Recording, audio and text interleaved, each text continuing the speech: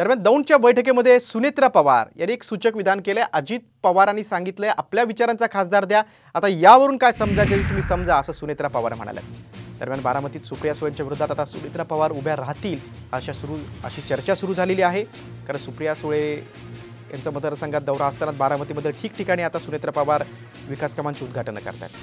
सुनेत्रा पवारांनी आता विधानामुळे केलेल्या ताज्या विधानामुळे आता सर्वांच्याच भुवया उंचावल्यात।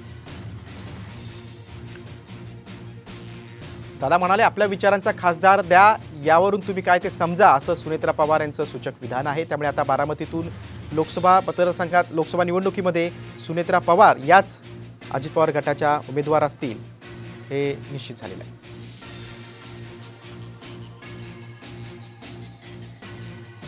सुनेत्रा पवार यांचे सूचक विधान आहे, त्यामुळे आता नणन विरुद्ध भावजाय असा बारामतीमध्ये सामना रंगणार हे निश्चित झाले। पार्लमेंट मध्ये नवरा जाणार आहे का मी जाणार आहे?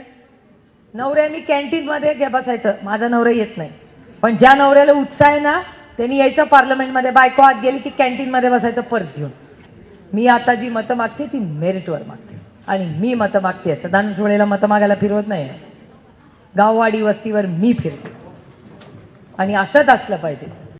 इंदापूरच्या दौऱ्यात दादांनी आपल्याला सांगितलंच की दादांच्या विचाराचे खासदार सगळीकडे असतील तर बारामती सारखाच विकास ते करणार आहेत। त्याच्यामुळे तुम्ही समजून घ्यायचं ते